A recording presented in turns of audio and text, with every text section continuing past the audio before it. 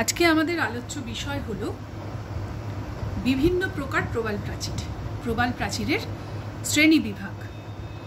আমরা দেখো এই ছবিতে দেখতে পাচ্ছি এটা উপকূল ভাগ, মূল ভূখণ্ড।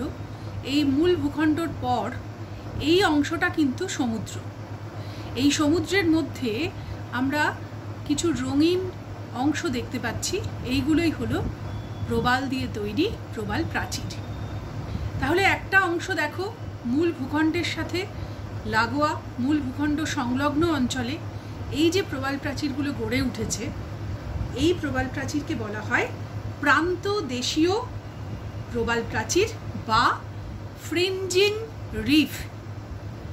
দেখো ফ্রিঞ্জিং রিফ বা প্রান্ত দেশীয় প্রবাল প্রাচীর। এই প্রবাল প্রাচীরগুলো মূলত ভূখণ্ডের সঙ্গে লাগোয়া থাকে এবং এই মূল ভূখণ্ড এবং প্রবাল প্রাচীরের মাঝখানে কোনো কোনো জায়গায় মাঝে মাঝে এই সমুদ্রের জল আবদ্ধ হয়ে গিয়ে অগভীর লেগুন বা নৌখাত, বোট ক্যানেল বা নৌখাত বা অগভীর লেগুন সৃষ্টি করতে পারে। তাহলে এই প্রবাল প্রাচীরগুলো মূলত সমুদ্রের দিকে, দেখো সমুদ্রের দিকে এগুলো খাড়া হয় এবং উপকূলের দিকে এটা ঢালু হয় এবং এই প্রবাল প্রাচীরগুলোর উচ্চতা খুব বেশি হয় না। এই প্রবাল প্রাচীর মূলত 500 মিটার থেকে 1 কিলোমিটার পর্যন্ত চওড়া হতে পারে।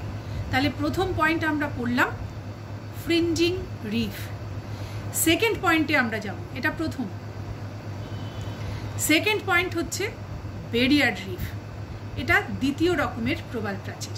দেখতেই পাচ্ছ মূল ভূখণ্ড থেকে কিছুটা দূরে এই প্রবাল প্রাচীরগুলো সৃষ্টি হয়েছে এবং এখানে ছবিতে এটা একটু অর্ধচন্দ্রাকার হবে, এগুলো একটু অর্ধচন্দ্রাকার হয় এবং এই প্রবাল প্রাচীর উপকূল থেকে কিছুটা দূরে অবস্থিত হয়।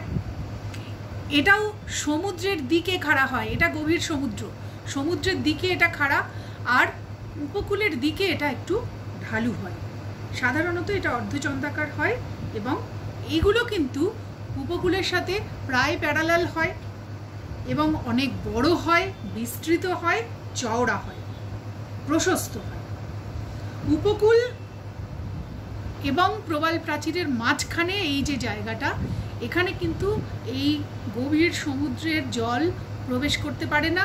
গভীর সমুদ্রের সাথে উপকূলের সাথে মাঝখানে এটা একটা ব্যারিয়ার বা প্রাচীর তৈরি করে বলে এই প্রবাল প্রাচীরের নাম হচ্ছে ব্যারিয়ার রিফ বা প্রতিবন্ধক প্রবাল প্রাচীর। তাহলে এই দুটি অংশের মাঝখানে সমুদ্রের জল আবদ্ধ হয়ে গিয়ে লেগুন তৈরি করে, উপহ্রদ বা লেগুন তৈরি করে। এই দুরকম প্রবাল প্রাচীর আমরা এখানে দেখতে পাচ্ছি। এছাড়া এই যে ছোট ছোট কতগুলো প্রবাল প্রাচীর তৈরি হয়, এগুলোকে প্যাচ বলে। এটা তোমাদের খুব একটা সিলেবাসের মধ্যে নেই বলে এটা জাস্ট জেনে রাখো। এর পরের অংশে আমরা আসব, সেটা হচ্ছে অ্যাটল। এটা আমরা পরের ছবিতে দেখব।